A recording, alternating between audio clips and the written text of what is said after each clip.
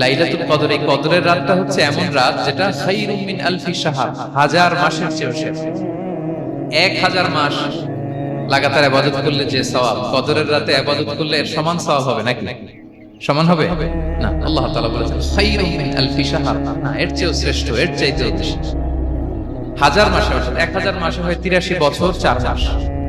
তো কদরের রাতে যদি আমরা ইবাদত করি তাহলে 83 বছর 4 মাস ইবাদত করলে যে সওয়াব, সেই সওয়াব আল্লাহ তাআলা আমাদের আমলনামায় নসিব করবেন। তো আমরা যেন এই কদরের রহমত বরকত থেকে যেন আমরা বঞ্চিত না হই। রাসূল সাল্লাল্লাহু আলাইহি ওয়াসাল্লামকে সান্ত্বনা দেওয়ার জন্য যে নবী, আপনি চিন্তিত হবেন না। মানে ইসরায়েলের অনেক লোক হাজার বছর হায়াত পেয়েছে, শত শত বছর ইবাদত করেছে, জিহাদ করেছে, তারা হায়াত পেয়েছে বেশি, কিন্তু তারা কদর পায় নাই। আর আপনার উম্মতকে আমি হায়াত দিয়েছি কম, কিন্তু তাদেরকে কদর দিয়েছি। সুবহানাল্লাহ, লাইলাতুল কদর দিয়েছি, যে কদরের রাত 1000 মাসের চেয়েও সেরা। তো এই কদরের রাতকে আবার লাইলাতুল মুবারাকাও বলা হয়েছে। ইন্না আনসালনাহু ফি লাইলাতিল মুবারাকা, বরকতময় রাত। ফিহা ইউফরাকু কুল্লু আমরিন হাকিম, সব বিজ্ঞচিত প্রাজ্ঞচিত বিষয়ের ফয়সালা হয়।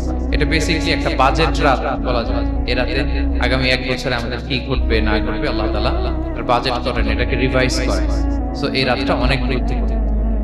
তো এই কদরের রাত, এটা কবে? এটা স্পেসিফিক ছিল, মানে সুনির্দিষ্ট ছিল। রাসূল সাল্লাল্লাহু আলাইহি ওয়াসাল্লাম আমাদেরকে জানাতে চেয়েছিলেন কবে, কিন্তু রাসূল সাল্লাল্লাহু আলাইহি ওয়াসাল্লাম জানাতে পারেননি। সহিহ বুখারীতে এসেছে যে রাসূল সাল্লাল্লাহু আলাইহি ওয়াসাল্লাম খরাজান নবী সাল্লাল্লাহু আলাইহি ওয়াসাল্লাম লিয়ুখবিরানা বিলাইলাতিল কদর। উবাদা ইবনে সামিত রাদিয়াল্লাহু তাআলা বলেন, রাসূল সাল্লাল্লাহু আলাইহি ওয়াসাল্লাম আমাদেরকে জানাতে বের হয়েছিলেন যে কবে কদরের রাত। ফাতালাহা রাজুলান মিনাল মুসলিমিন, হঠাৎ মুসলমানদের মধ্যে থেকে দুইজন ঝগড়া লাগলো, তর্ক লাগলো। রাসূল সাল্লাল্লাহু আলাইহি ওয়াসাল্লাম হঠাৎ করে ওই ঝগড়ার দিকে খেয়াল করলেন, ওইদিকে খেয়াল করে ওই তারিখটার কথা তিনি ভুলে গেলেন। ফারুফিআ, রাসূল সাল্লাল্লাহু আলাইহি ওয়াসাল্লাম বললেন, আমার হৃদয় থেকে, অন্তঃকরণ থেকে এটাকে উঠিয়ে নেন। এখন আমি মনেই করতে পারছি না, এটা কি 23 25 না 27 না 29, আমি মনে করতে পারছি না। এজন্য রাসূল সাল্লাল্লাহু আলাইহি ওয়াসাল্লাম বলেছেন যে তবে আমি এতটুকু মনে করতে পারছি, ফালতাবিসুহা ফিল আশরিল আওয়াখির ফিল বিদ, রমাদানের শেষ দশকের বেজর রাত্রিগুলোতে তোমরা কদর তালাশ করো। বেজর রাতে যদি তোমরা কদর তালাশ করো তাহলে এই কদর সুনিশ্চিতভাবে তোমরা পাবে। তো এইজন্য স্কলাররা সবসময় বলেন যে লাস্ট 10 ডেজ অফ রমাদান খুব গুরুত্বপূর্ণ, সবচেয়ে the cream time of Ramadan. I repeat, এটা রমাদানের একেবারে মাহেন্দ্রক্ষণ। এই 10 দিনের যে কোনো 10 রাতের যে কোনো রাত কদর হয়ে যেতে পারে, বিশেষ করে অড নাইটস, 21, 23, 25, 27 এবং 29, যে কোনো দিন হয়ে যেতে পারে কদর। সো বুদ্ধিমানের কাজ হচ্ছে আমরা যেন রমাদানের শেষ 10 রাতে লাগাতার একইভাবে এক স্পিডে আমরা যেন ইবাদত করি। কোন রাতে বেশি করলাম, হয়তো 27 রাতে আমি খুব ভাব গাম্ভীর্য নিয়ে, খুব আবেগ নিয়ে ইবাদত করলাম, কিন্তু হয়ে যেতে পারে যে এবছর কদর ছিল 25 রাত, হতে পারে না? পারে। তো আমরা তো মিস করে ফেললাম। তো আমরা যেন মিস না করি। বুদ্ধিমানের কাজ হলো সমান তালে ইবাদত করা, এবং এটা এত গুরুত্বপূর্ণ। রাসূল সাল্লাল্লাহু আলাইহি ওয়াসাল্লাম এত এমফাসাইজ করে কোন রাতের কথা বলেন। আরবি মাস অনুযায়ী 354টা রাতের মধ্যে সবচেয়ে শ্রেষ্ঠ রাত, সবচেয়ে শ্রেষ্ঠ রাত সূর্য ডোবার পর থেকে হাত্তা মাতলাইল ফাজর, ফজরের সূচনা লগ্ন পর্যন্ত শান্তিময় এরা, বরকতের এরা। রাসূল সাল্লাল্লাহু আলাইহি ওয়াসাল্লাম বলেছেন, মান হুরিমা খায়রাহা ফাকাদ হুরিম, যে কদরের বরকত থেকে, খায়ের থেকে বঞ্চিত হলো, সে আসলেই বঞ্চিত। হি ইজ দ্য লুজার, সে হতভাগা, সে পোড়া কপাল, সে বঞ্চিত।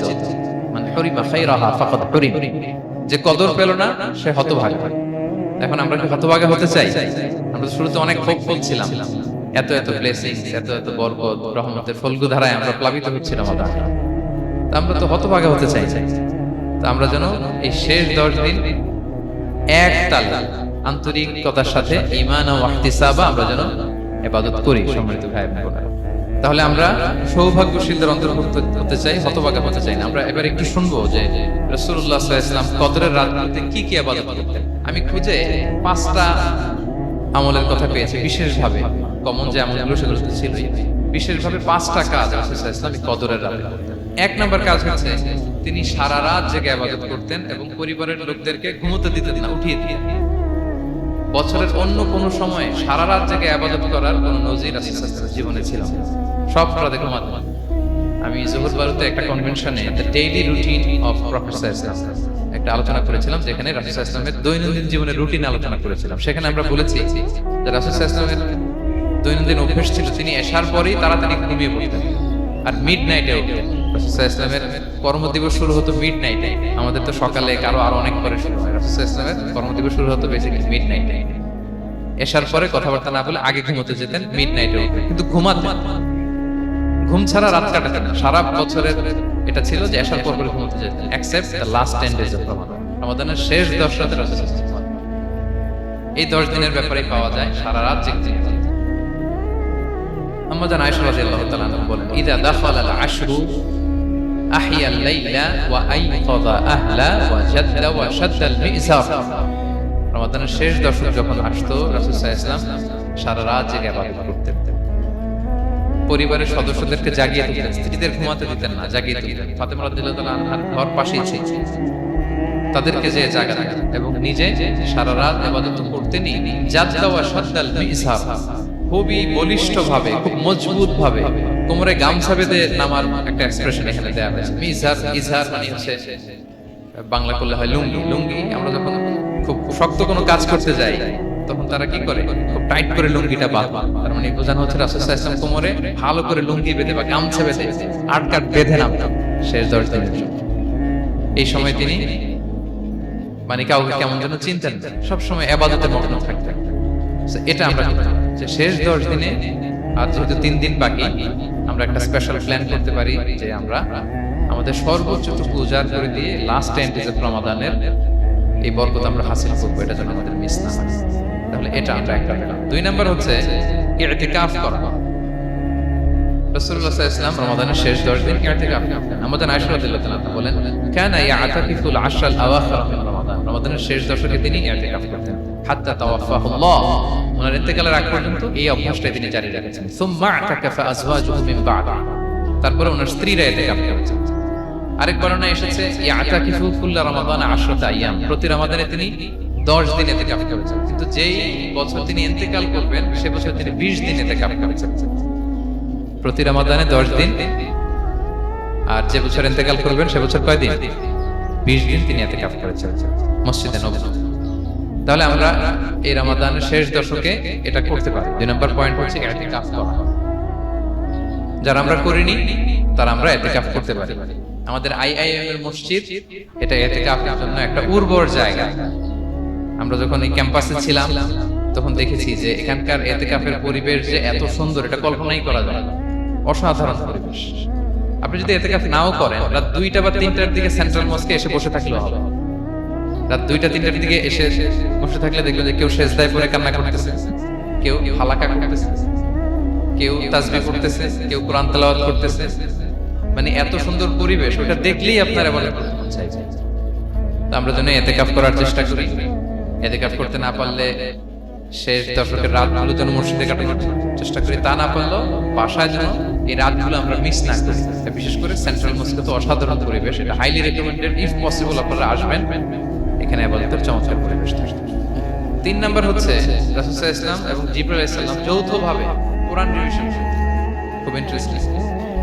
সারা বছর যেটা নাজিল হতো, রমাদানে জিবরাইল আলাইহিস সালাম রাসূল সাল্লাল্লাহু আলাইহি ওয়াসাল্লামকে শোনাতেন, রাসূল সাল্লাল্লাহু আলাইহি ওয়াসাল্লাম জিবরাইল আলাইহিস সালামকে শোনাতেন।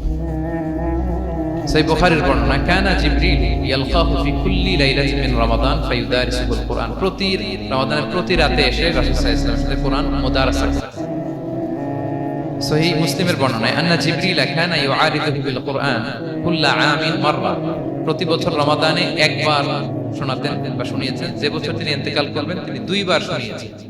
আরাদা ইউআরিদু, এটা ফ্রম বোথ সাইড। আর শব্দটা এমন, জিবরাইল আলাইহিস সালাম শোনাতেন, এরপর রাসূল সাল্লাল্লাহু আলাইহি ওয়াসাল্লামকে শোনাতেন কোরআন রিভিশন।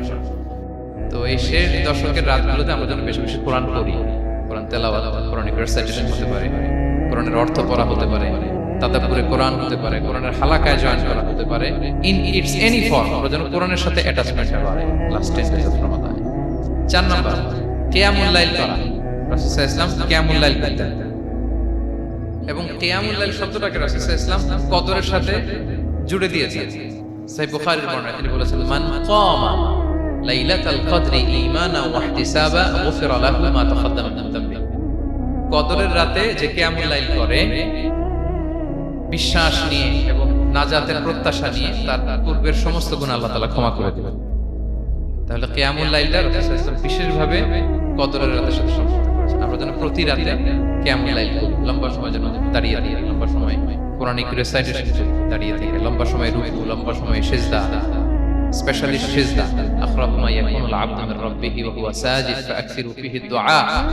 বান্দা যখন সিজদায় থাকে আল্লাহ সবচেয়ে কাছে থাকে, তো আমরা তো আল্লাহর সবচেয়ে কাছে যেতে চাই এই ফ্রি টাইমটাতে, কি বলি আমরা যেন লম্বা সময় সিজদাতে থাকি। কিন্তু আমাদের অনেকের যেটা হয়, নামাজে তাড়াহুড়ো, অনেকের সব ব্যস্ততা যখন নামাজে দাঁড়ায় এরকম হয়ে যায়।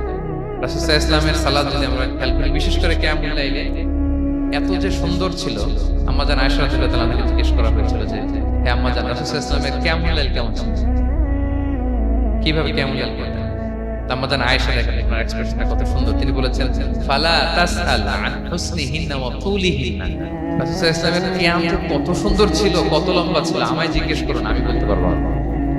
আমরা অনেক সময় যখন খুব বেশি চমৎকার কিছু হয় তো আমরা কি বলি, ভাই এত সুন্দর ছিল আমি বোঝাতে পারবো না, এরকম বলি না যে এত অসাধারণ আমি বলে বোঝাতে পারবো না। বাংলাতেও কিন্তু আমরা বলি এত চমৎকার, বলে বোঝাতে পারবো না, শব্দের গুণনে, ভাষার গুণনে আমি ফুটিয়ে তুলতে পারবো না।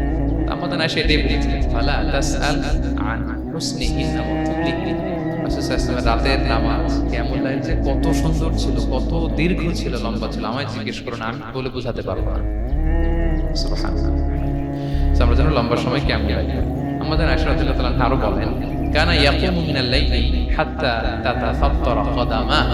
এত দীর্ঘ সময় দাঁড়িয়ে থাকতে থাকতে থাকতে ওনার পা ফুলে যেত, পা দুটো ফুলে যেত। আপনিও দীর্ঘ সময় দাঁড়িয়ে থাকেন, পায়ে ছিন ধরে যাবে, পা ফুলে যাবে, এটা করতেন না।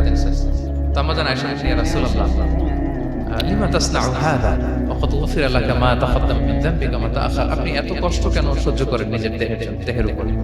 আপনার তো আগের পরের সব গুনাহ নাই, আদত তো রাসূল সাল্লাল্লাহু আলাইহি ওয়াসাল্লাম গুনাহই নাই, তিনি নিষ্পাপ। এত কষ্ট কেন করেন? আপনার আগের পরের সবই তো মাফ করে দেয়া হয়েছে, কেন করেন?